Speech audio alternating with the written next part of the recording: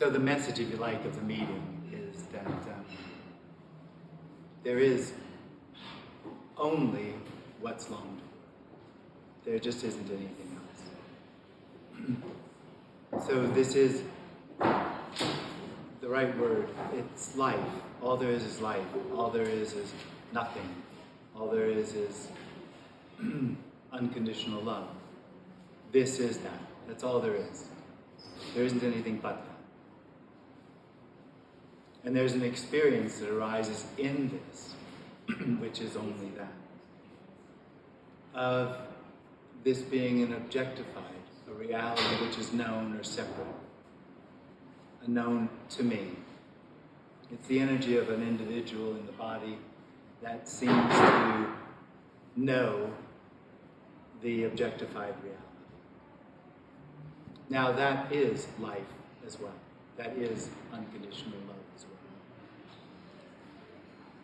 But the experience of this being objectified or known is in some way dissatisfying. In some way it gives the appearance, the sense that it's going to become something, that it needs to become something. That this isn't it, this isn't enough, this isn't the way it should be. It needs something for it to become what it should be. And the experience of that separate individual is that I will do it, I need to do it. And fundamentally, the way I think I'm going to do it is through particular experiences, or no, I'm going to find the answer, or I'm going to have the shift, the change, or whatever needs to happen for this to be what it is already.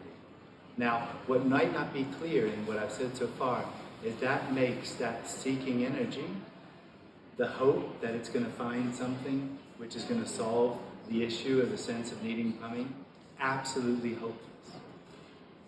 There is no chance that it will ever have an effect on trying to find what is already. For two reasons. It is already, there isn't anything else, and the separate experience is also there. So there is no way to find it. Not only that, but what it wants is something it can know. And that is exactly where this, as unconditional love, it's a bit airy, I know, a bit flaky, but unconditional love hides exactly in that place of wanting or needing to know. So the meeting isn't about, well, anything really. It's not about changing anything. It's merely pointing out that this is already, that the deepest desires are already fulfilled in this.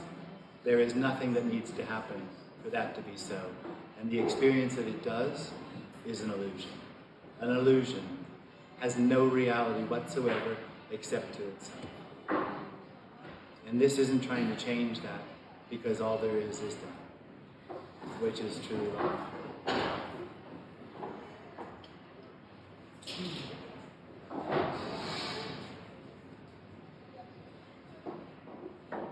Jim, I've got a question. So, obviously, listening to this message, all kinds of things can go on energetically, like in the body and so on. Then I become fascinated, but that's the me trying to know what's happening, isn't it? Yeah. Well, it doesn't matter. It will always try to know what's happening. But the fascination with the message is only me is fascinated. It wants to work out what's going on so it can work out what it might get. Yeah. Well, fascination sounds more to me like there's something hidden in the message. There's something to find in it. And it is exactly what's being said. The message is exactly what's being said. Yeah, that this is it. It's already what's longed for. And me can't hear that? No, because it'll objectify what it'll hear longing as an object that it can find. Which is it too. But I know this is the experience of the me, but it feels like there really is something separate to what's happening, which is me. But Yeah. And that's it too.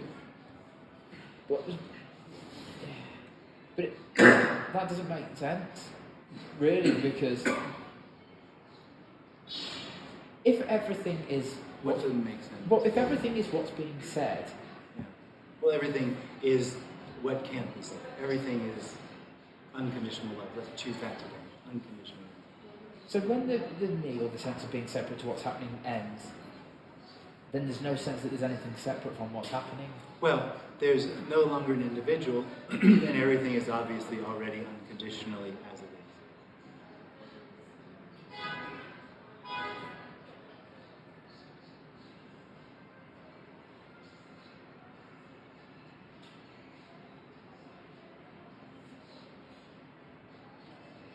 So even though you've said in the past that the concepts are easy to understand, what's actually being said, or what's the attempt of what you're trying to... There isn't, quite literally, there isn't any attempt here to impart anything to anyone. There isn't anyone to tell, and there isn't anything to say. But what you're pointing at, or attempting to point at... I'm not. Yeah, but the energetic communication is an apparent attempt at describing No, something. it's not an attempt. It's just a response. It's not trying to do The reason anything. I say attempt is because you can't actually say what's being said. Yeah. So it can only be an attempt to say it. It isn't. It is it. So you're not actually saying what's being You can't. pointed at. That's what I mean. You can't. But it is it. Those words, those questions are it. Yeah, but everything is in that sense then. So that means the message has no None. value, like, None. has nothing None. extra than the flowers. That's or right. Oh, absolutely. But looking at flowers doesn't cause anxiety and then relief, and listening to you does. Yeah. So, can you explain that, please? Well, it depends on what flowers you're looking at. I don't tend to look at flowers. No, God, well, that's the problem. Maybe I'm doing the wrong method. That is the wrong method, yeah. Stop and smell the flowers. Yeah. Well, I mean, what happens is there's something that feels like what's being said is separate to it. And that it means something to it. And that will create certain reactions. You've said before that the reactions are the confrontation. So it's the confrontation of the me hearing. It can be. It can be that too. It can be that the somethingness is confronted or meets nothingness. And it feels threatened. Oh yeah. Can be. Do you know, can I tell you this analogy? I don't know if I've ever told you this before. Tony uses it to me a bit on the phone. He says, the me is like the energy of intention, which is sharp like a spearhead. Yeah. And the communication or the illumination or whatever is boundless. So the energy of intention, which is like the sharp spearhead, Absolutely. keeps trying to go at it and it just gets blunted. That's right. Oh, I would have just said it never hits anything. Okay. Oh, he told me I was getting blunted. All right. No, I think. I mean, of course, I can understand what he's saying, but it seems like it just doesn't have any. It never finds a mark. But it does. It's frustrated to try and keep trying and trying. It does get rounded off the edges, doesn't it? Yeah.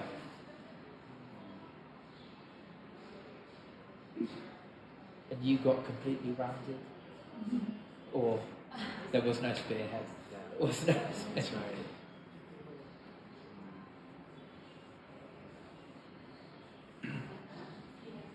Jim, I have a question. What is the love for you? What is love? Love. Yeah, there isn't anything that's not love. Everything is love. Unconditional. Unconditional. I am more conditional. Yeah, the individual knows conditional love, and it's mostly getting.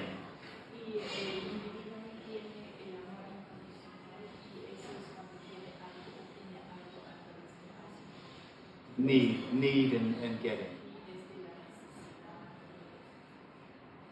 So in a personal relationship, the individual will get together with somebody who they think will give them what they feel they need. And call that love. Yeah.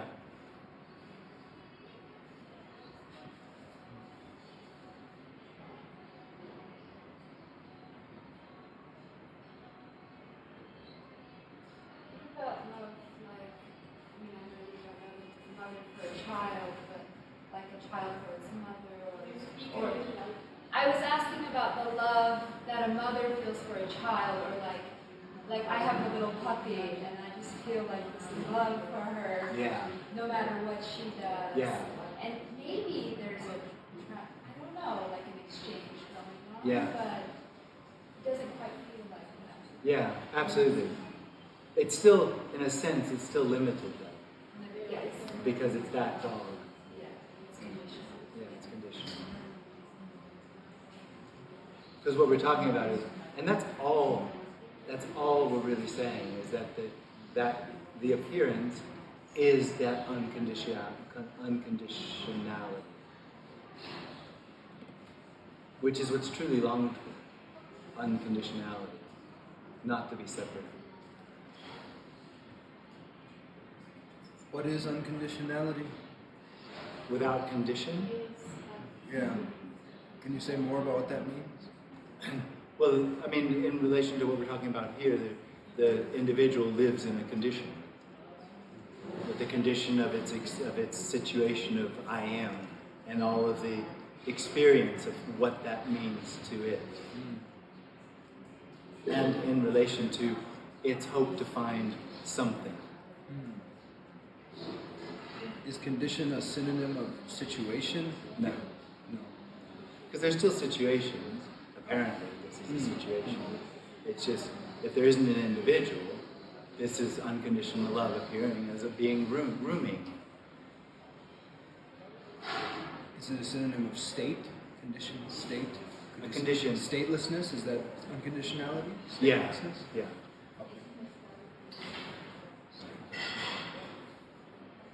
Jim, once when I was talking to you, you said, I mean, obviously you could come up with a million definitions for unconditional love.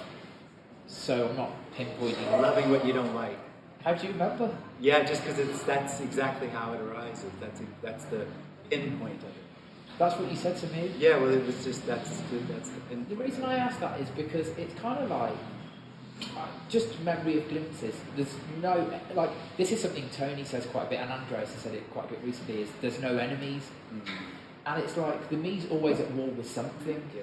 So it has an enemy, whether that's another person or a situation or this or that or whatever. Its expectations aren't getting met, let's just say that.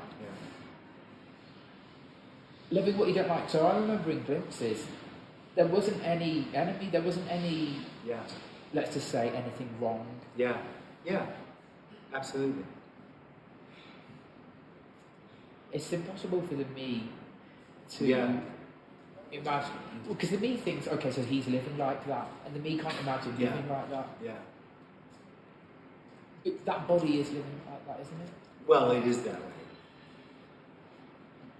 Nobody lives unconditionally.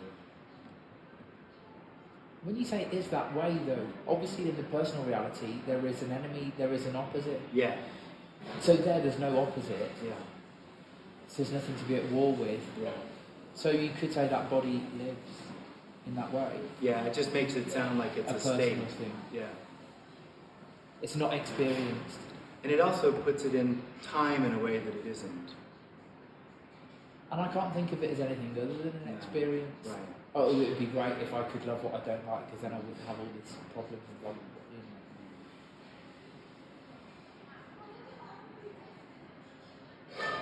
There's still problems. It's just unconditional love.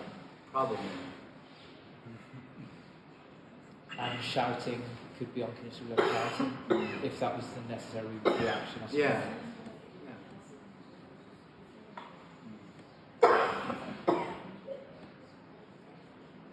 And the problems are loved by no one, even though they're not liked? They're not loved. They are loved. You said unconditional. loving what you don't like. So, Yeah. But it's no one that loves what it doesn't like. Is that Right. Am I special too? The individual, the experience of the individual is that it's special. That's just part and parcel of being an individual. And trying not to be special is trying to be even more special. I mean, it is the center of the universe, and everything is about it. So that's a special position to have. In reality, are we special? No, nothing is. Everything is unconditional love, or that which can't be defined or known. Equally special and not special? No, Neither special nor not special. Or just not special? not special. Both neither far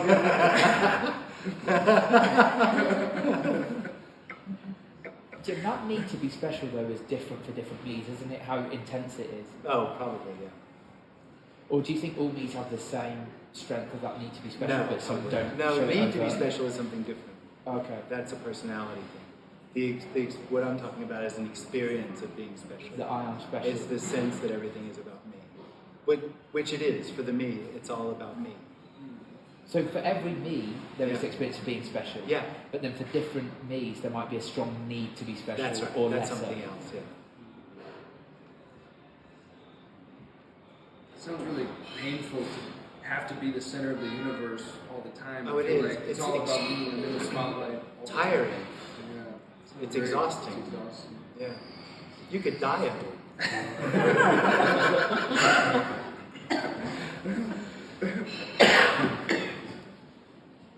I'm just imagining that on the gravestone, like cause of death. Yeah, right, me. Center of universe. The center of the universe was too much. It seems like, for this part of me, that when it's touched by this message, it cannot go back because it I know. feel not real. No? I know. Yeah. That's true. It's like an expansive energy. Yeah. Yeah.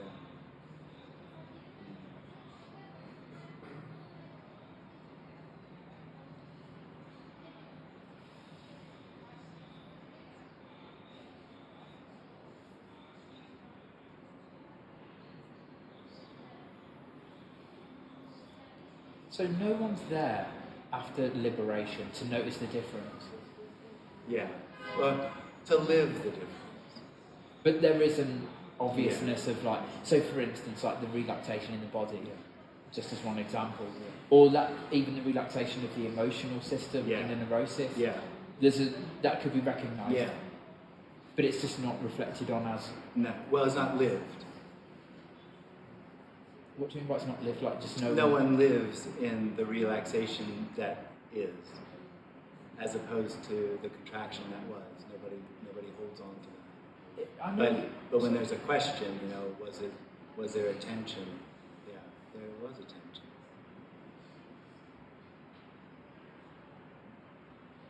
And it really doesn't matter that now the body's less. Nothing matters because it's all already what's most longed Including tension and for. emotional It's stuff. all in the- inclusive. That's not two.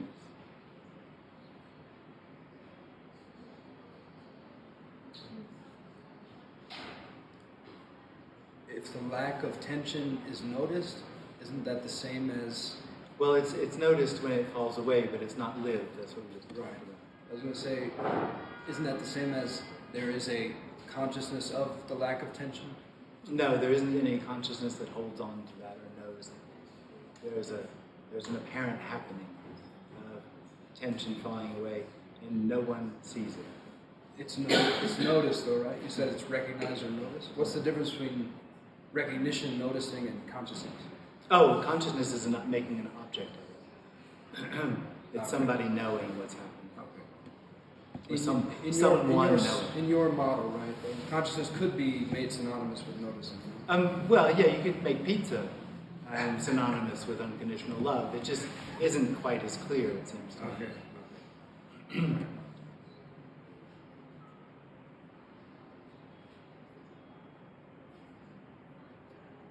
pizza is synonymous with What are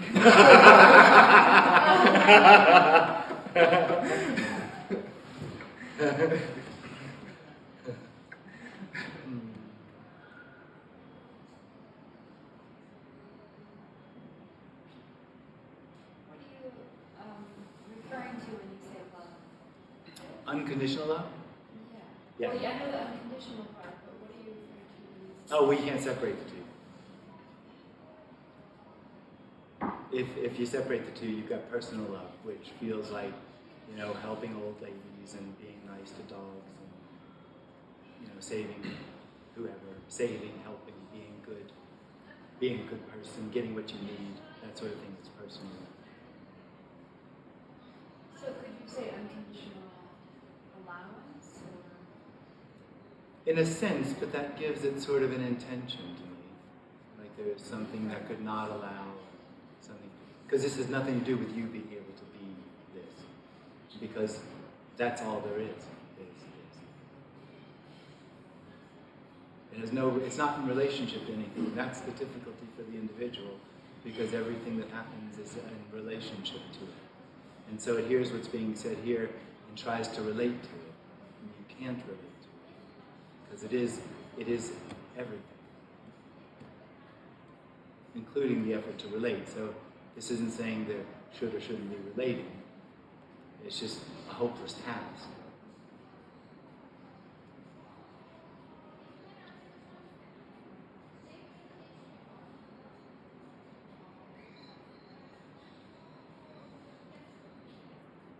When you say there's nothing behind this, that resonates on some level? Can you say anything further about that? Well, only in the other way, that the experience of the individual is, God is the idea or the experience that this is a mystery. And the solution to the mystery is there's an intelligence or a reality or a source or something behind this, creating this, which sort of satisfies, doesn't fulfill, but satisfies that need for an explanation of what this is. Mm-hmm. And there isn't any explanation for this. And there isn't any need for it. The need is part of the absolutely, completely unreal experience of separation. Nothing behind it, just it suddenly feels so insubstantial. Well, that's exactly it. That's exactly it. It is completely insubstantial. Apparition-like. Yeah, absolutely. Apparent, maybe?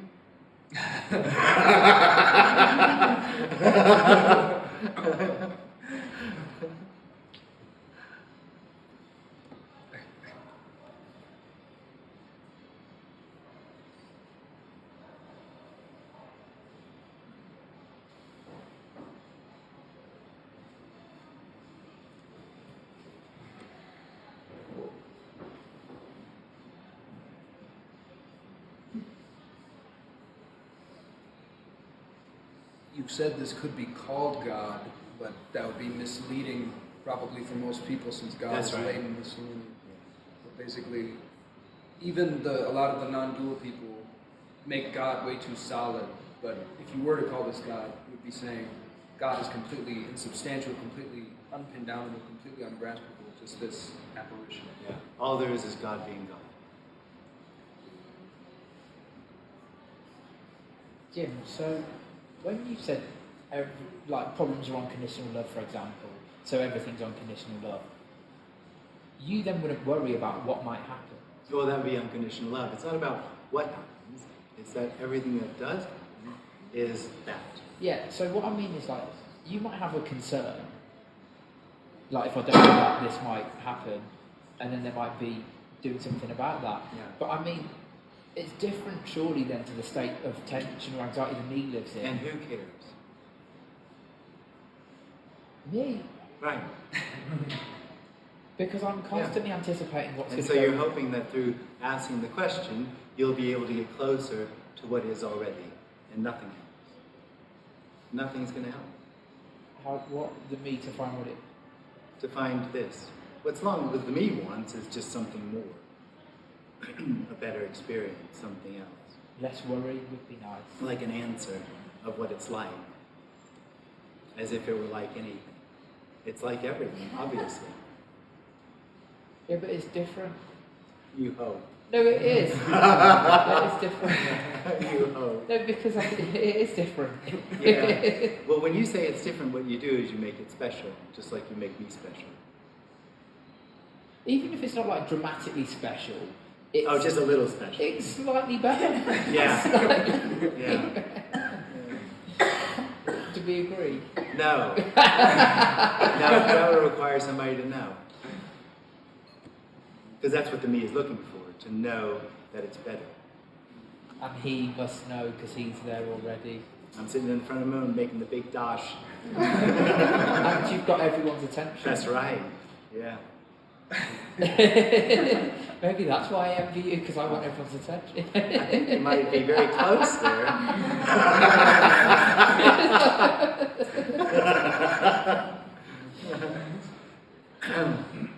Dong. Can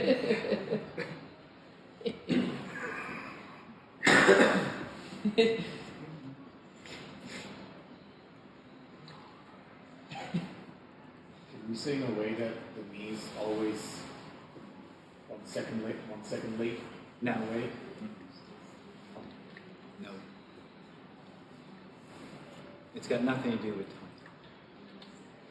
But I mean, like, as you said a second ago, like, you're going to ask, like, you're asking, hoping that you're going to get closer to what already is. Yeah. This is already without your permission or your. But it is the question as well.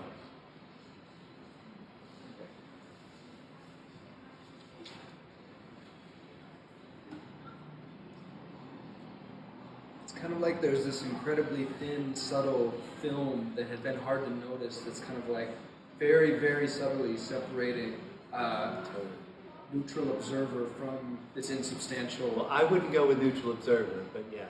Okay. Well, yeah, that's what the me tells itself it is or whatever. Well, but you're right on with the thin film. Yeah. So there's a wanting to just rip the film off, but I can't do that. Yeah. No. You are the film.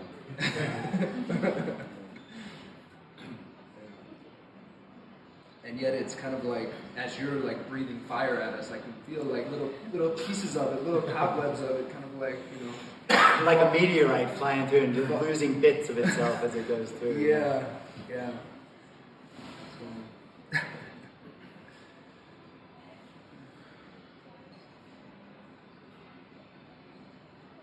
Jim, has anyone spoken to you in the meetings as if he already got the message? Yes. Yeah. But nobody from you, right? Not. Oh, I misunderstood you. No, there are people that claim to have gotten it. But you don't think they have? Sometimes yeah, and sometimes no. Okay. But you don't really know. You can't really tell. Okay.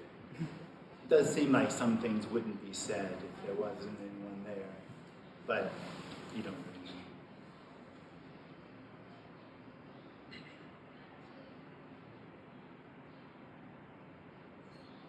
It happened to, I mean, I know you know this, but it happened to me so many times when I thought it was all over, and then 2 weeks later I was like, oh God, I'm still seeking.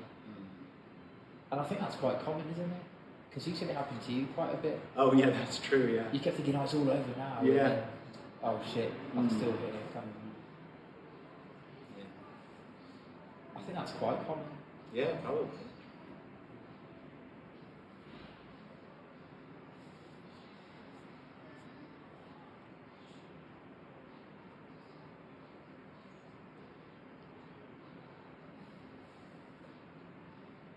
Could you call this unconditional trust? No. No, I get the idea of faith, but it requires someone to do it. It requires someone to have a position of trust. Could you say the same of love?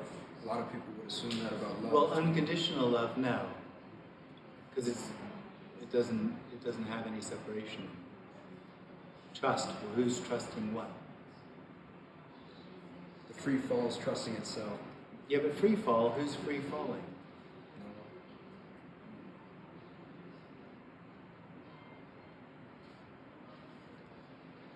is trust good advice for the individual? There is no good advice for the individual when it comes to this. Because it is this, it is that.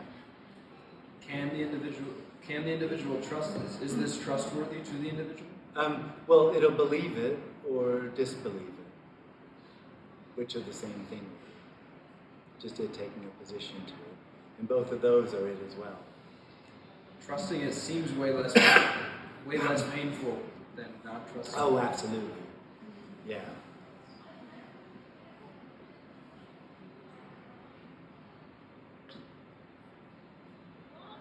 So there are like some situations in which like the need seems to intensify. Yeah. Like public speaking, or if like someone is being critical, probably with each is different, those situations.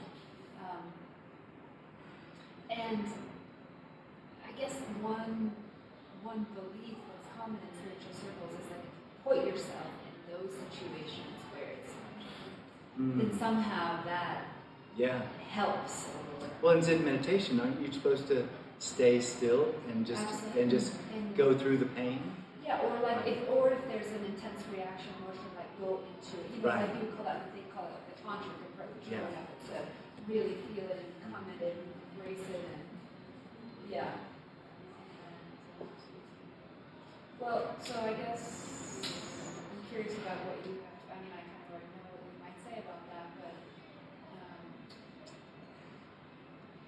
but also is like there's some doubt about like is that even true that you like wouldn't be afraid of public speaking or you wouldn't have fears if the meat is completely seen through? Yeah. There's no way to say what the character is when there's no me. What's left, right? There's still a character, a tendency, a natural way of the body. There's no way of saying what that is. But there isn't any self-conscious. It's just Whatever happens. hearing. Fear can still arise. Depends on what you mean by fear. So all fear is the fear of death, or the fear of loss. That's what the me fears. But if a bear walks through your garden, there might be a visceral reaction or response that's like, oh, he could eat me. Yeah.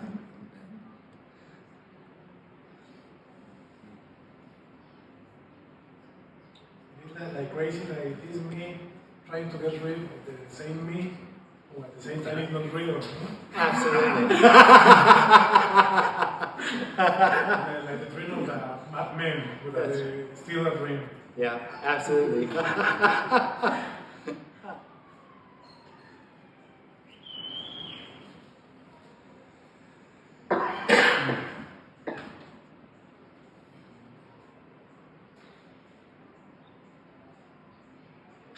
Jim, I mean, this might be obvious if there's a me, but I still feel like liberation is about a particular state.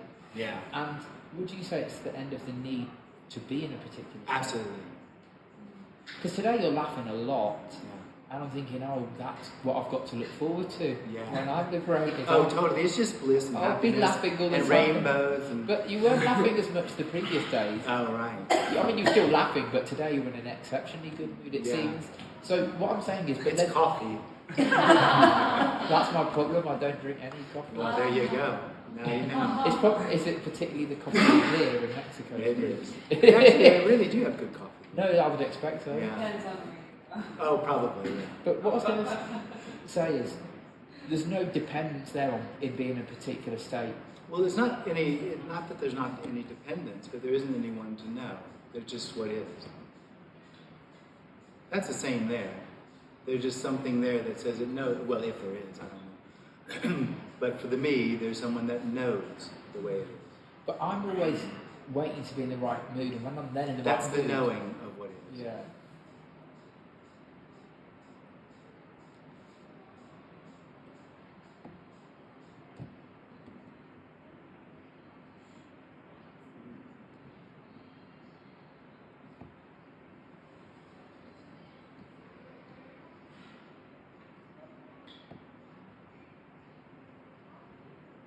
And the knowing of what is purely energetic. It's not about any kind of mental narrative. Any, Kind of mental narrative, it's purely energetic. The knowing. the knowing is a tension in the body. Jim, did you say there is no knowing of what is? Right. There is no knowing. No, brain dead. No, I'm just kidding. No, there's no one holding on to what is as an experience of knowing what it is.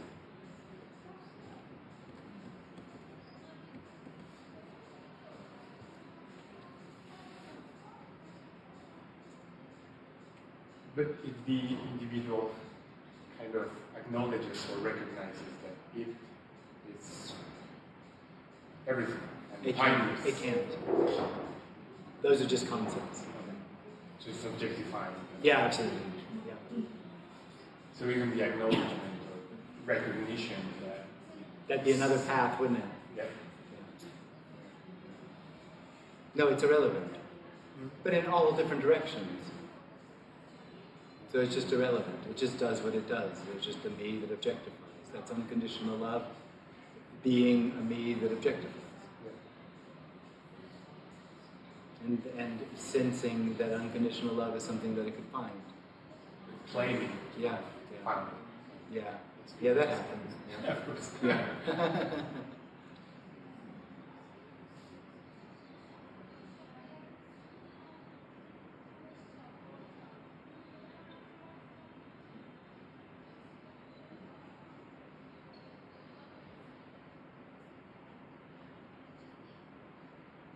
So the wording part, when you say of the meeting, it's absolutely irrelevant. No, I wouldn't say that actually. It's not. Words, have a. She just disappeared. Words have, meaning. They have, where pizza means something and unconditional love means something else. It's just unconditional love points to something that can't be. No. Recording in progress. That's all right. Yep, she's back. It's all good. So I So listen the- to so- what you say, and this keeps trying to arrange the concepts. Oh, I can do that. It's easy. This is everything, and it's what's longed for. And the experience of separation from this and seeking something for itself is where this as that already hides. That's easy. Or simple. Or simple. It's frustrating because we even talked about it before the meeting. Like, there's the sense that sometimes you feel like you could be sitting, like I could be sitting in front of it and repeat the words that you're saying, but it's not the case. You know? Yeah. So there's this frustration between making peace between the words and the concepts and the experience, the direct experience. Yeah. So that's the most frustrating part. That Oh, it's awful. This feels that it totally understands what you're saying. Yeah. Oh, but the understanding what's being said has absolutely nothing to do with what's being said. So that's probably how I should word the question. Oh, So, right. I mean, so, like Oh. understanding, like going through the words, Yeah. it just doesn't take me. No. Well, there isn't anywhere to go. Yeah.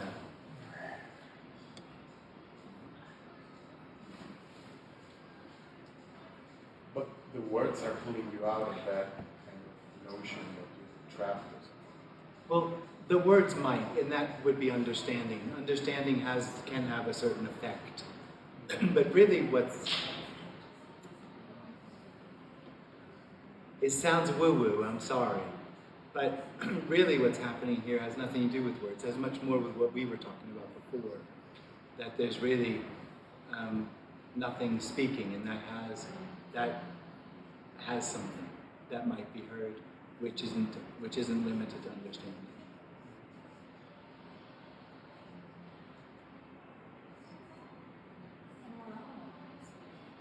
And we're all Yeah, well, not we all, but there is only nothing speaking.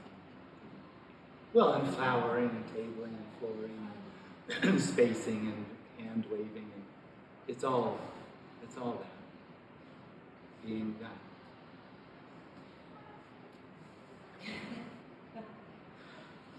Jim, this, well, whether or not it's an irrelevant question, I'll ask it. Obviously, when there's two me's relating to each other, or even if one isn't there, if there's a me that's trying to relate to others, it's always trying to make deals and there's an agenda to get the right outcome from this relationship. That's right. Do you think with some people that's stronger, that sense of having an agenda in interactions? Yeah. The reason I ask is because you said once on Zoom, it's impossible for anyone to manipulate you. Yeah. And that triggered a few people. Well, I know it triggered one person quite strongly in that Zoom. But because I thought if it's impossible to manipulate you, some people are just going to avoid you. Do you know what I mean? Whereas other people... Oh, well, that's good, isn't it? No, but there'd be some people who would just sense immediately, like, I can't make a deal with this guy, and they'd just avoid you, wouldn't Yeah. they? Yeah. Maybe, I don't know. Well, It still seems to happen. what people attempting to manipulate. Yeah. Okay. Well, the reason I asked that is because I just thought people who stick around and carry on, not just with this meeting, but just talking to you, maybe it's because there's less of an agenda, less of an attempt to make a deal. Oh, you don't know. But if that's all that's happening, they'll get frustrated or angry or something and leave. Yeah. Because it seems to me like, I mean, this might be going off topic, so I'm sorry if it is, but it seems to me like certain people, when they're relating to others, are particularly manipulative and controlling. And I would imagine when they meet nothing, let's say like a person where there's nothing, they can't get a hook in, that could be extremely threatening. Yeah, could be. And there might be an openness there that loves that as well. Yeah. I didn't mean people come to these meetings. What's that? I didn't mean specifically people come to Oh, these no, meetings. fine. Yeah, it doesn't matter. Yeah. Yeah, there might be an openness that loves that they can't get at you. Yeah. Yeah, I understand what you mean. Or not necessarily the personal, but there's something else that resonates, that there's no hook, Yeah. that there's nothing. There might Yes. be something that senses something. The freedom. Yeah. Because then they can resonate it in themselves. Well, that's what I'm saying. Yeah. So even though there's that me doing it, there might be something else that sort of resonates with the inability. Yeah. You said something similar to me About asking questions but not wanting an answer. me asking questions but not wanting an answer. Yeah, not wanting help. Yeah. Yeah, You mean, not wanting to be given something That's to right. comfort me? that's right. Well, that's why I love talking to you, because I Yeah. don't get that. Yeah. Well, there's anything to give. Well, also it can be frustrating. Yeah, really? When I'm, yeah, come on, Jim, I know you've got it, just tell, and then. Yeah. But what's beautiful about the fact that there's no help of it is I'm not being seen as incomplete. Yeah, that's Because- true too, isn't it? When we had this discussion before, obviously I won't go into details, but there were a lot of people feeling sorry for me and trying to help me, like I was an emotional charity case. And I felt like I was being put into this small little, Yeah. we've got a... Whereas you didn't buy into my suffering or whatever. Yeah. That was freedom, yeah. Yeah. The freedom is that there's no need to... There's no need to... There's no need for anything to be other than it is. Yeah. I know. Even you. Sorry. That's the biggest shock of the whole message. That's the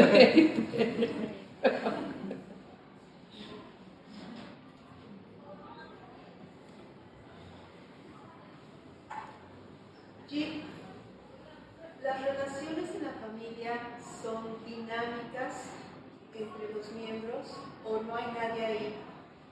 The family relationships are dynamics in between all of them, or there's nobody there? There's nobody. There's no hay one. nadie. Yeah. No hay relación. No. There's just what is. There's no relation. There's just what is. Amor incondicional. Unconditional. Yeah. Las- But no, not for anyone. Pero no para nada. Ni para uno mismo. No hay un...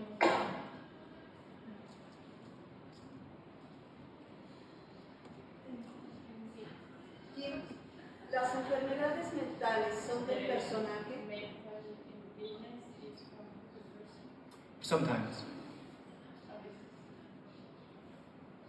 ¿Qué veces? Well, specifically neuroticism. Because that's an interaction from the emotions and the individual that feels that there's a right and a wrong way to be, and so some emotions are rejected and get a lot of energy.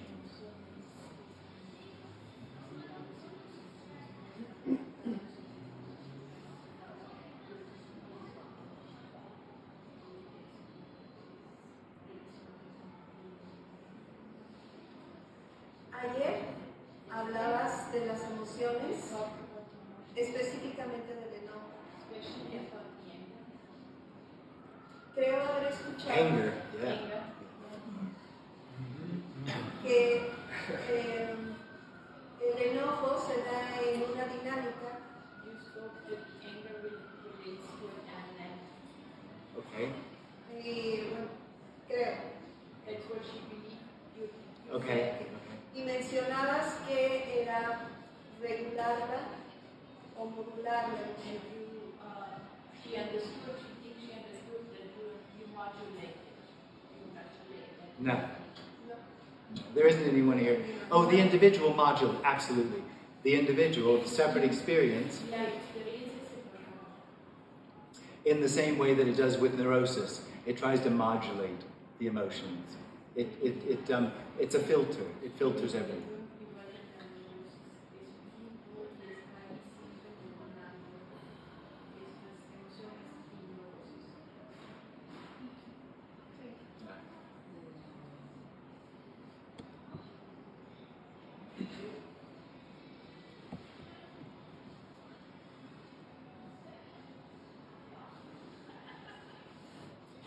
Is there compassion felt over there for all these suffering apparent me's? This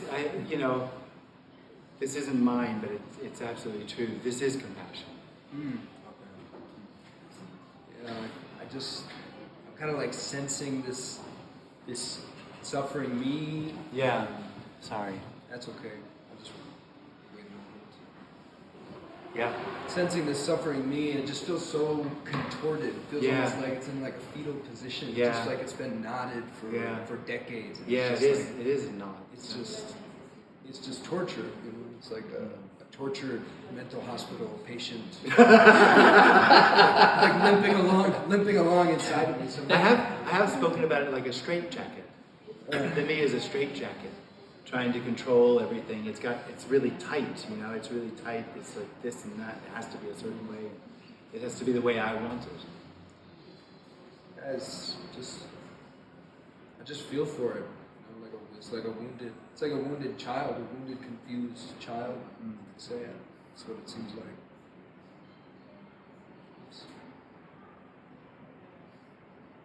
Jim, I'm going to ask something that's totally hypothetical, so you might not Just poo-poo it. Yeah. You might not like it. Yeah. But I still love it. you still didn't answer the question. I'm just playing on love what you don't like. Okay. Oh right, yeah. That's good to know. That was good. Yeah. If you still had a sense of a me, and you were doing these meetings, and you had an intention Yeah. to help us, Yeah. wouldn't you have gotten frustrated by now and like stopped doing the meetings because you realised, okay, I can't save all the me's? I don't know. Who knows? Who knows what somebody would be in it for? Because I just imagine the reason you keep going is because you don't wait for an outcome. I don't. I'm not here now. You've been doing these talks for years. No one does anything, William. There have been apparent talks for years. Yeah. For apparent years. Yeah, that's this appearing as apparent talks. Nothing ever really happens. Oh, I just thought, right. I just thought you'd be very patient when there wasn't a me. Because you Yeah. don't have Oh, in that case, yeah, that's true. I'm very patient, loving. I didn't know we were going that way. Yeah. As long as it's good about me. No, there isn't anybody doing this. So it could just stop. This could be your last talk ever. Yeah.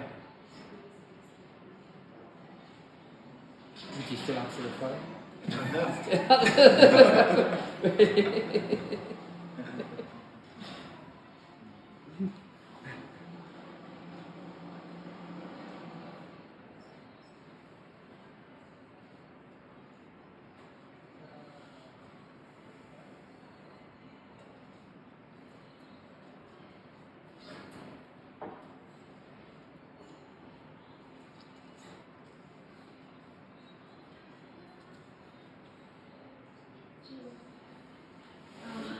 ¿Me podrías hablar, por favor, de cómo te diste cuenta que te diste cuenta de la nada que eres tú? Can you talk about how you became aware of that there's nobody there and nobody aware of there is nobody? Right. So how did I become aware of there being nobody here and of being aware of nobody? I'm not. There isn't any awareness.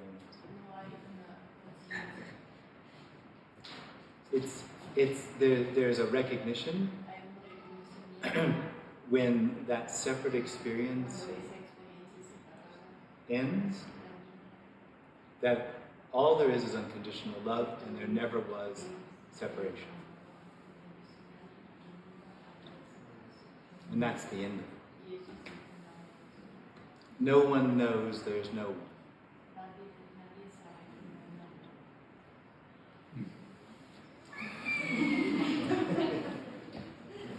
Jim, I was just thinking, it's so hard to believe that you're dead when the body is so smiling and animated. Yeah. But then I thought maybe that's I'll come why. into rest tomorrow. No, but then I thought maybe that's why the body is smiling and animated because it hasn't got anything to. Well, you just can't help. I mean, this isn't an attack, but you just can't help try to figure out how it is, what's right, the way to be, what it means for there to be no one.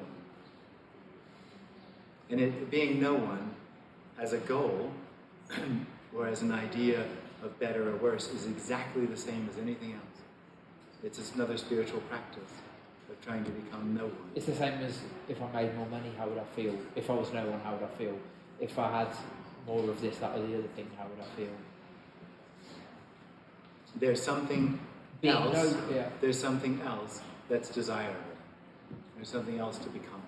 And to the me, being no one is getting more. Oh, well, yeah, absolutely. But it can't.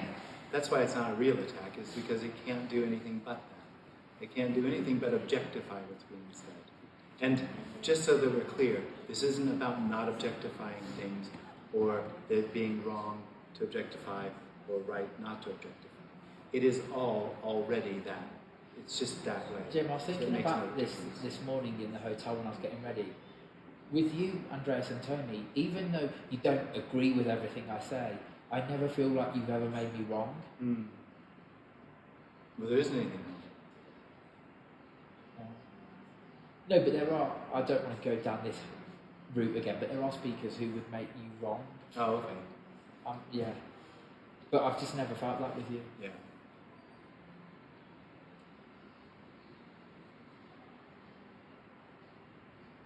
Yeah, even though like the conversation could be a disagreement, there's not ever, I've never had the sense that you're saying I should think differently. Yeah. I think I should think differently, but I've never felt that was... Yeah. Yeah, well, it's because there isn't anything but that. It doesn't have any need to be different. The whole need comes out of the experience of separation.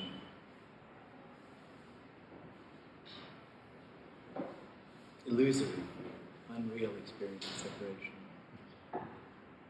It's the only thing that's completely unreal.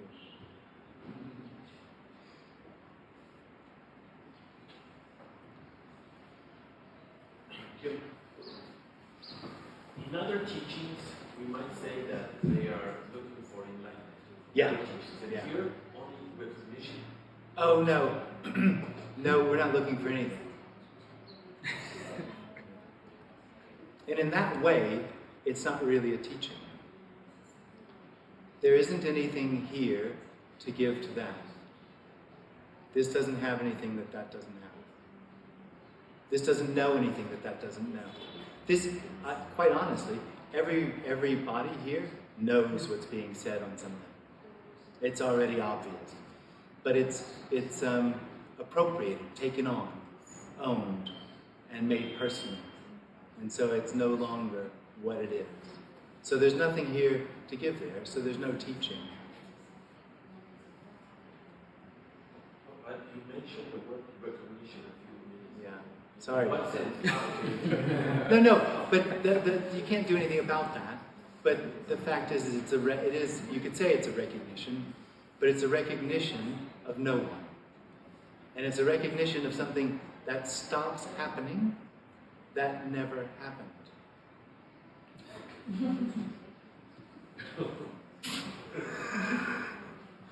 When you say it's a recognition it never happened, there's still a memory of seeking, though.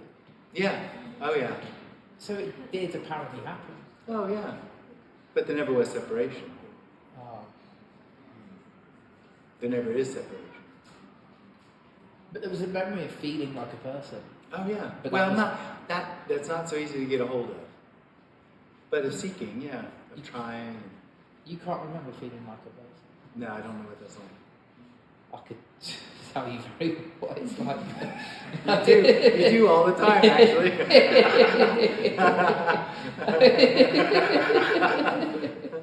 And even that doesn't remind you of what it was like. So yeah, it was really never there. No, it isn't there.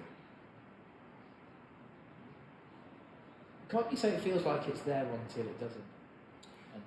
Well, yeah, absolutely. Absolutely, that's the experience. I'm separate.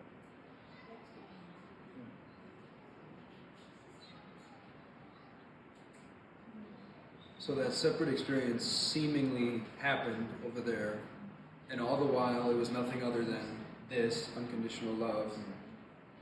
So it's more like the implications of the seeming are the illusion. Like the in the seeming experience of separation, there's this explosive implication of. No, it's the actual. No, it's not the implications. It's the fundamental experience of I know. Which isn't. It's even more fun. It's actually knowing. This is just technicalities, but knowing happens before I know. So it's just the sense of knowing.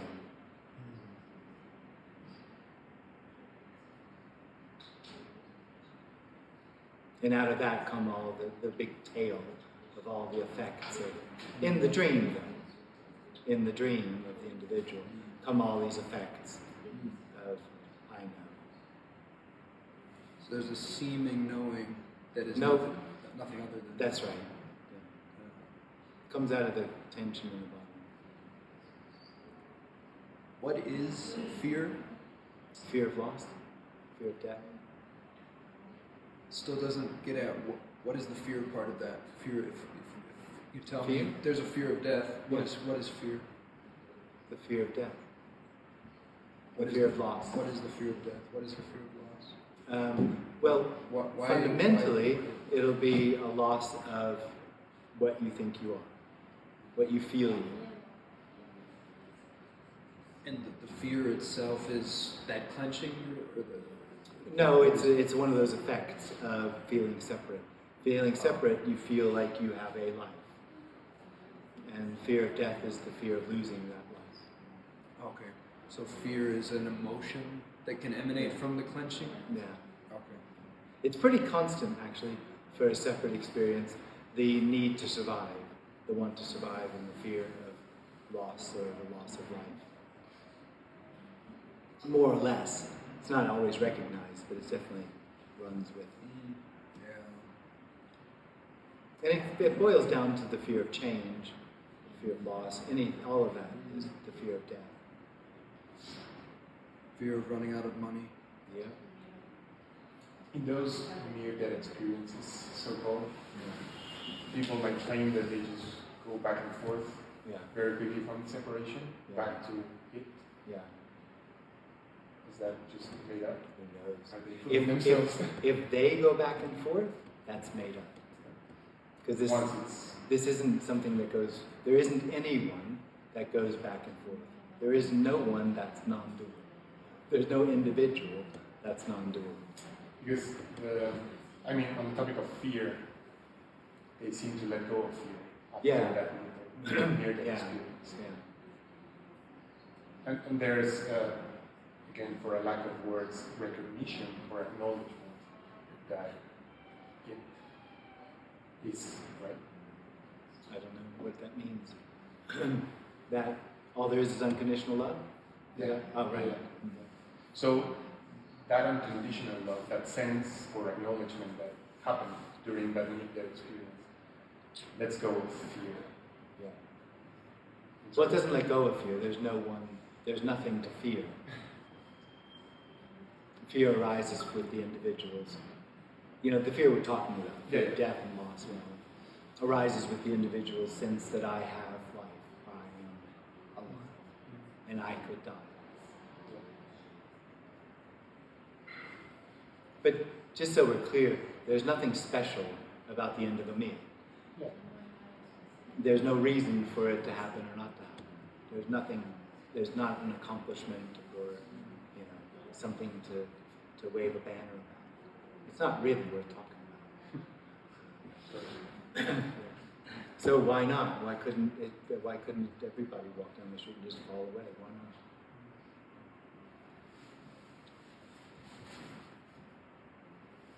Jim, if you were to compare the first time you shared the message to today, Yeah.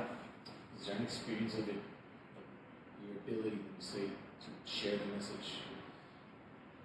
Does it get clearer or easier? Only like we talked about, certain words, like profound has been stricken from the roster of words. Chaos is gone, anarchy is gone, those sorts of things. But where it's coming from or what's being said is the same. Have you honestly taken profound off the list? Oh, I have to. Did you hear the reaction yesterday? God, no, I'm just kidding.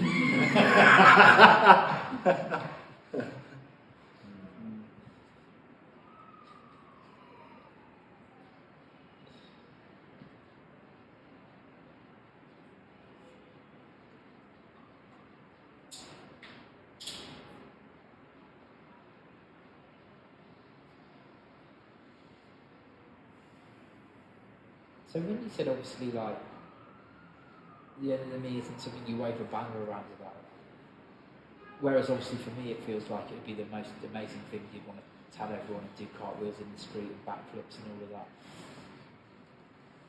Is it because it's so ordinary because it's such a non-event? Nobody gets anything. Nothing's been done. So when you apparently died, everything just went on completely as normal? Ordinary. There was no longer a normal.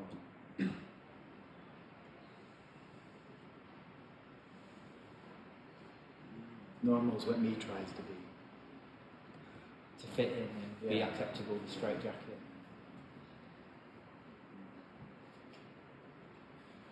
So there's no normal at all? No. There's no such thing as normal? Well, yeah. No, because I was going to say, when I first started coming to these meetings on a regular basis, it felt like everything was completely abnormal because my life was being turned on its head. Yeah. All the stuff that I valued was no longer important, and then all of a sudden I was coming to these meetings to talk about this. It was completely abnormal. Now this feels totally normal, but that's just all a concept. Yeah. Well, you've got used to it. Yeah.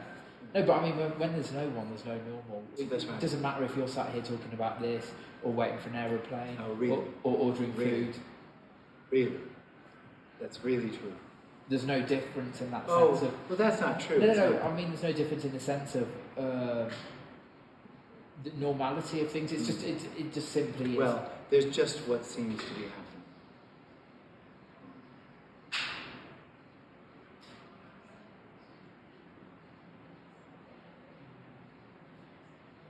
And there's no comparison in that sense. That's not true. There's comparison. So you could be waiting at an airport board thinking I preferred it when I sat in that meeting? Not like that. But sushi. Comparison. But there isn't anyone being bored. There's just boredom, if there is.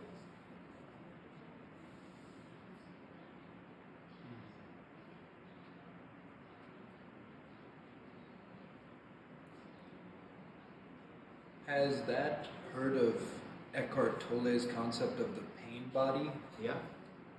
Any expression over there about what that therapy? It's therapy. What I described as the me a bit ago, I could also see myself conceptualizing that as the pain body. Okay. Is there a difference between the me and the pain body? I don't know. I don't know his stuff that well. I know his teacher's stuff pretty well, but I don't know his stuff too well. Who was his teacher? Well, after his little experience, a big experience or whatever it was, he went to a man named Barry Long to find out what happened. Oh. And he sounds very much like him. I'm just not sure if it's the same or not, what he's saying. Okay.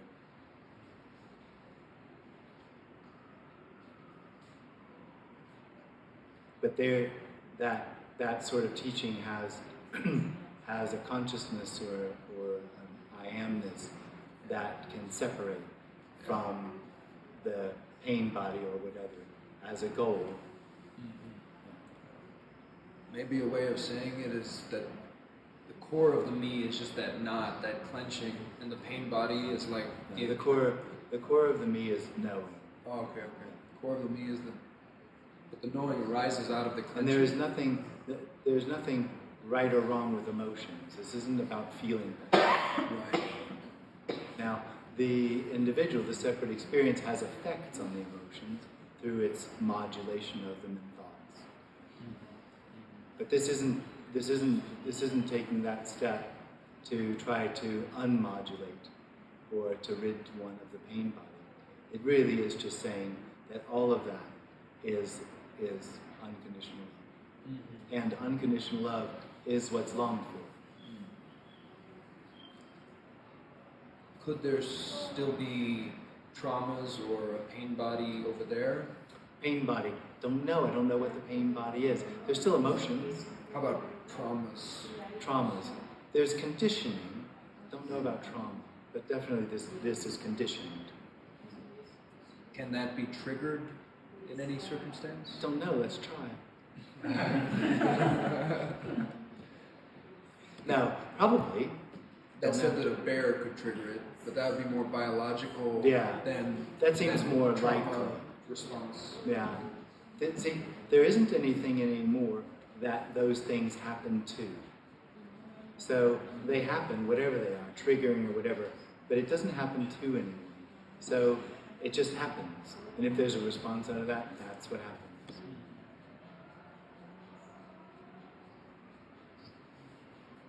There's no self-judgment after whatever happens. Like there's no this process that there's a reaction and then there's a thought like, oh my God, I should have reacted differently. Yeah. Well, I mean, in a way there is, but not as though there's anything wrong. But there are sometimes that conversations here will come up and there might be a thought of, oh, that might have been a better way to say that. Or, profundity is now out of the thing. So that sort of thing happens. But there isn't anyone that feels that they did it wrong or it should have been done differently. But there's still, functioning of, if you're driving down the road, it might be better to go this way than that way, just a functionality.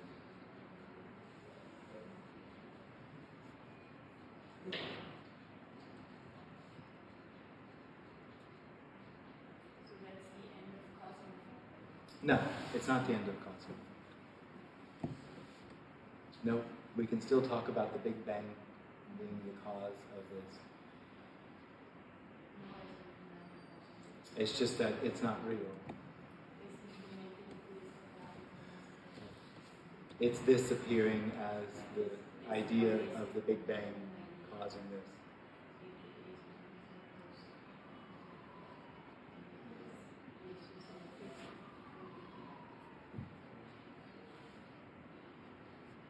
Can we say that is the end of the appearance of the reality? Oh, completely. Well, of this being real. This is real. Yeah. Because this is only real because there's an experience of I am real. That's it, it's an illusion.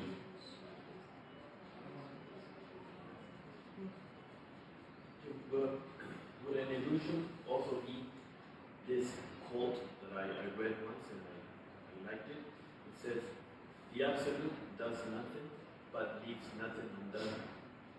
Oh, does nothing but leaves nothing undone. What I don't like about that, not like, what I find misleading is it sounds like there's an absolute somewhere making this happen. And what's obvious is this is the absolute. It's already done. It's already all done. There is absolutely nothing that could be undone or needs to be done for this to be done. It's done. It's complete.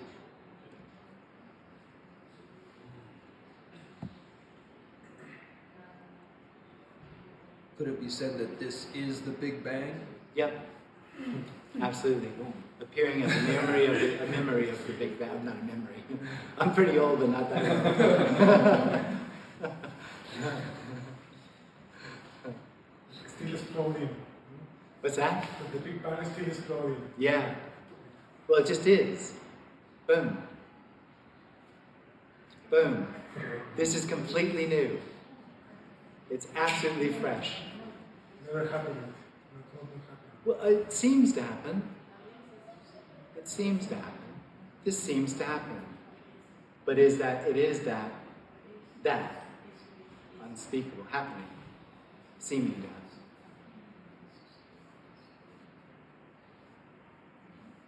Would you agree with the statement that this is totally unrelated to yesterday?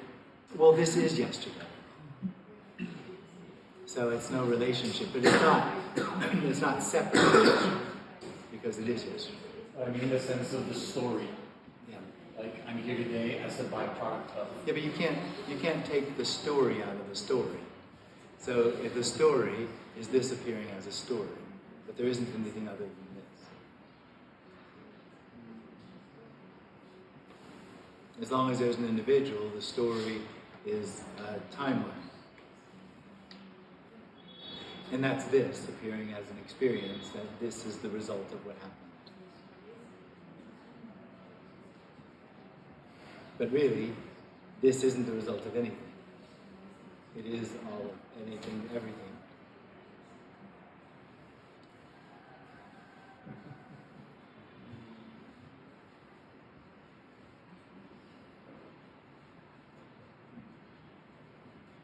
Jim, lo que aparece y desaparece tiene propósito. No. Nothing has purpose. Ni la vida. Nada.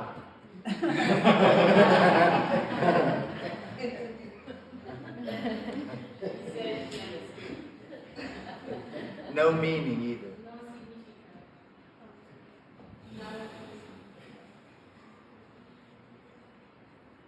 Only nada.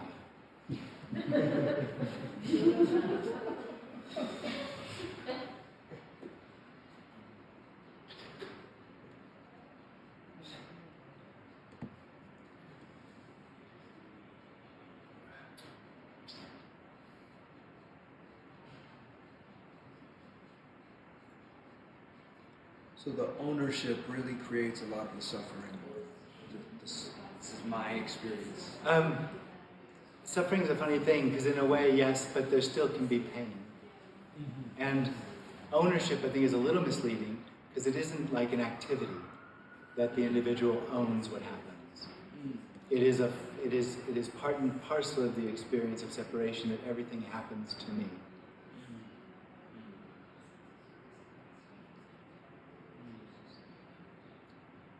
Because I was just thinking, like, if that tortured mental hospital patient, if there wasn't something in me owning that as that's me, or I have to worry about that, or that's part of me, I have to be concerned about that, then it would just be, it wouldn't feel the same way. It wouldn't, Well, it would feel the same way, but it wouldn't have a story. The story seems to add a weight or like a stench to it.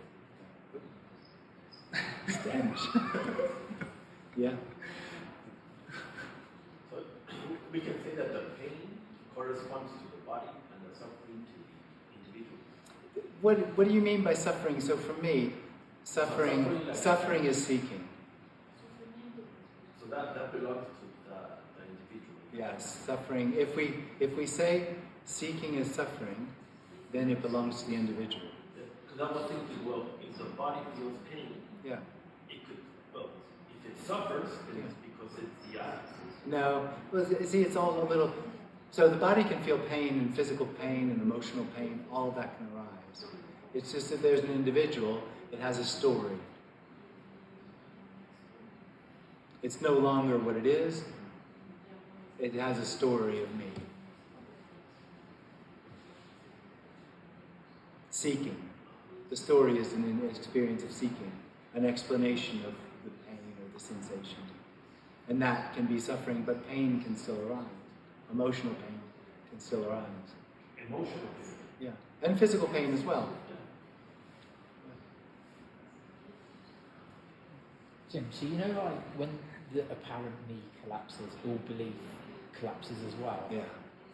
Why do beliefs arise with the me? Because it doesn't know. There's a lot that it doesn't know, and it plugs those holes with belief. Because if it knew, it wouldn't have to believe. So it fluffs out its story of what this is about with beliefs.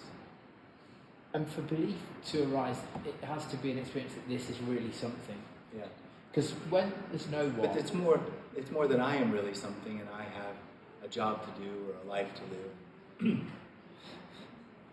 It is like I've got a job to do. It's Yeah. ridiculous, isn't it? It's fucking awful. Sorry, but it's fucking horrible having a job to do. But the thing is, like, so because when there's no one there, there's no need or possibility of belief because there's nothing real to believe in. There's just this. You don't need to believe in this. It is. But when there's a me, you said it's like filling in the gaps. Yeah. So if the experiences aren't real and something's really going on, and yeah, it just can't make sense out of it all. Well, then you need, explanations for the meaning and purpose. That's what belief is about, meaning and purpose. Yeah. That's where you get God from. But the thing is, there are some people who are really good at maintaining that same belief their whole life. Do you think that's just a character thing? Yeah, maybe. Because every belief I had got challenged within a few years, and then I had a new set of beliefs. I know it's still a me with beliefs, but I never managed to uphold the same beliefs consistently for more than a few years without them getting collapsed and rebuilt. But it doesn't really matter. It's still just a me believing something. Oh, totally. I envy people who could just stay with one set of beliefs because I thought, that'd be a more simple way to live. You'd just not question what you believe. Yeah. Well, you could just believe that changing beliefs is not changing, that is good. And that would just be a belief that supersedes, and that would be like another making belief progress, that you can have a better belief. You could just do that. I don't even know what our beliefs are now.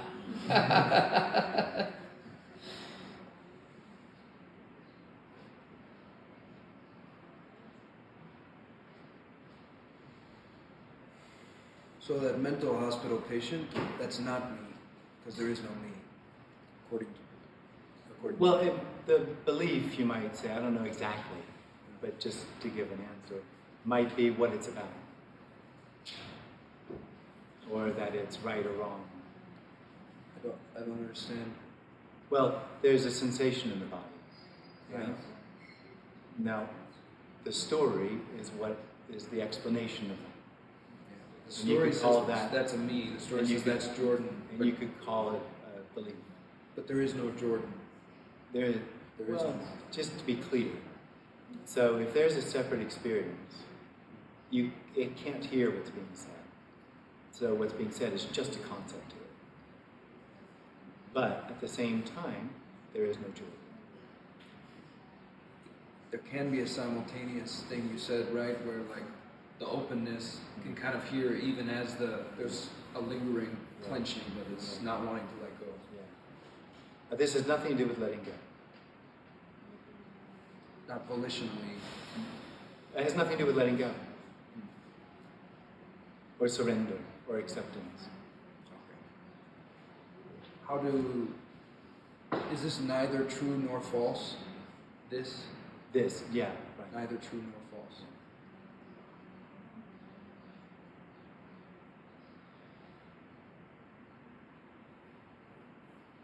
The body has a natural memory that has nothing to do with the history of me.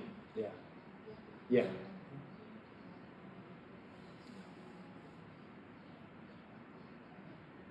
And the brain The way of has a function. memory. It has memory. That has nothing to do That's, with that's natural. It's just- People be saying.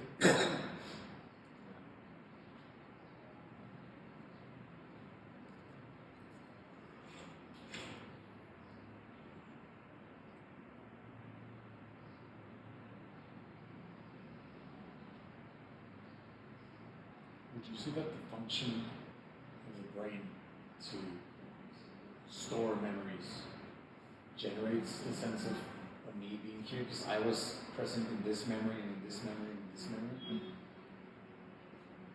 So where does this energetic contraction of the body comes from? Yeah, So nothing. I've heard other speakers saying that around a year and a half or 2 years, this separation, the experience of separation arises in the child, right? Yeah. Where does it come from? Nothing.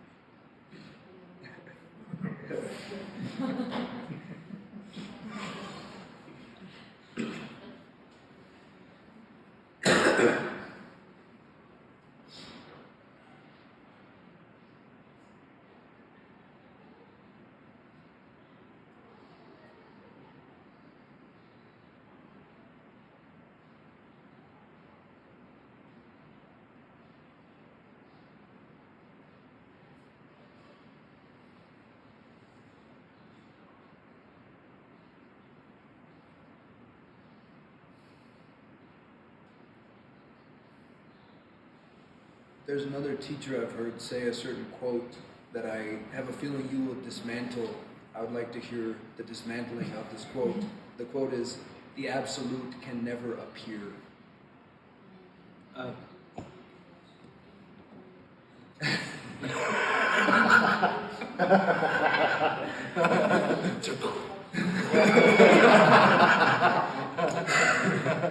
I was actually at a retreat with this guy and I asked, so is this not the absolute right now? And he was like, no.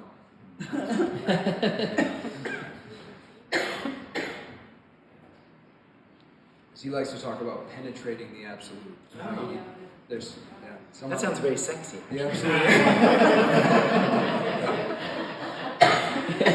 If someone asks what are you doing tonight, I'm going to be penetrating.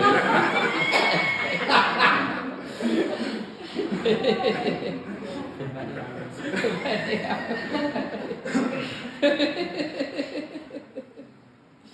the absolute has already penetrated itself in every angle. Well, there's nothing to penetrate. It's just smoke, it's here, air. You have to be careful who you listen to.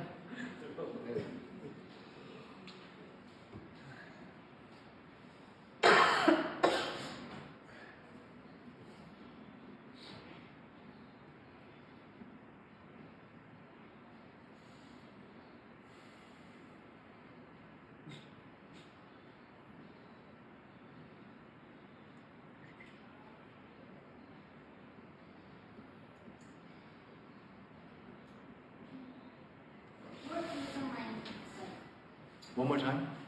Where do you say mind? Where is the mind? I don't know what, I mean, for me, mind is just thoughts.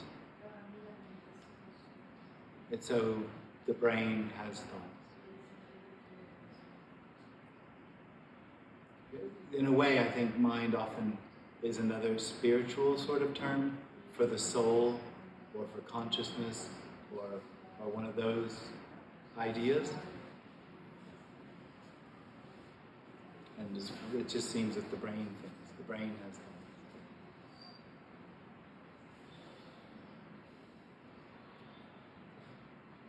Is this intelligence? I mean, in a way, it seems to function, it seems to happen, but there isn't anything intelligent happening to it, or there's not an intelligence informing it. Is there an intrinsic intelligence?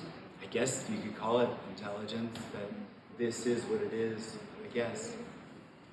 It sounds to me like it's a complication to put intelligence on this.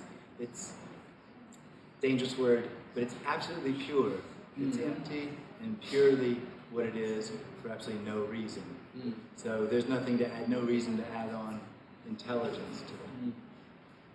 Just seems like infinite bits of information in every apparent moment. Yeah, you see, that's where I thought you were going. And no, it's completely empty of everything. Completely empty. Empty information. Empty. Could you say that? Could you say that? Just the way it's being. Yeah, the way it orchestrates. But what you're doing is you're using intelligence as a reason.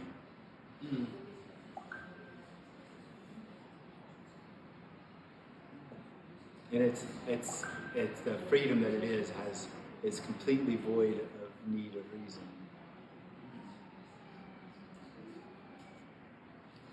Could you say that this contraction, the me, can disappear in moments like I don't know, if someone is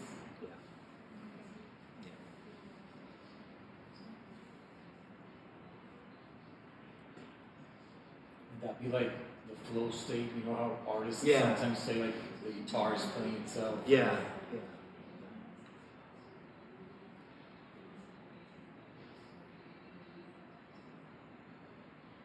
It's interesting to see questions and like we're just like, is this it? Is this it? Is this it? And it's like just like, can you confirm this for me? Can you confirm this for me? And you just keep saying, it's all it. It's like it's almost like I don't know, like a plant likes to grow. Yeah. It's like, Oh, totally. A plant just is keep not doing it over and over. not trying to be a better. Yeah. Right. Yeah. The habit of Oh, the me. Yeah. growing. It can't help but do it. And it's not. I don't get the sense that all questions are just trying to get something. I think a lot of them are just an openness to not having an answer. There's a drive for a question, but there might be an openness for no answer. I love what you just said about the plant that just grows. It's not trying to be a better plant. Because whatever the body's doing, and there could be certain developments taking place over the life of a body, like learning a new language or whatever skills it might acquire. It's just happening. But the me always attaches its own personal sense of becoming to that. Oh, this means I'm getting somewhere on my journey and where I will then be able to use this new skill to get to. And it's all connected to the sense that this is incomplete. Yeah.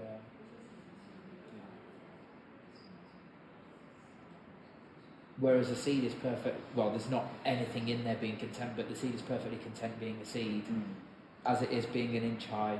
It's not waiting to become a tree or a big plant or anything. Perfect might be a good word. It's perfectly a seed.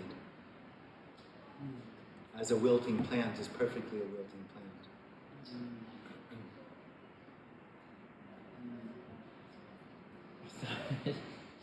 I just thought I don't want to be a wilting plant. That's because I have intention. Well, it wasn't about you. It was just that there's no. That's interesting though, because if the wilting plant had no wish for it to be different, then it's like well, it doesn't. The poet, sure, yeah. So then it's like the poetry of the wilting plant could be seen, felt. Yeah. Whereas, for me, if I'm in debt right now, I have a bunch of credit card debt, and there's a me that's judging that and is like, it shouldn't be this way, then there can't be a feeling of just the perfect poetry of that stage of. So it's not a feeling. What we're talking about, this as it is, isn't a feeling. Okay.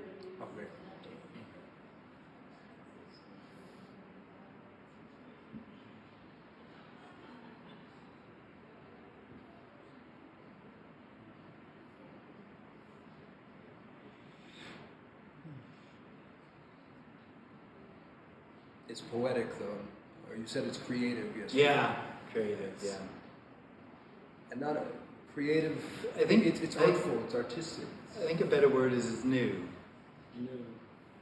pure. Fresh, undiluted.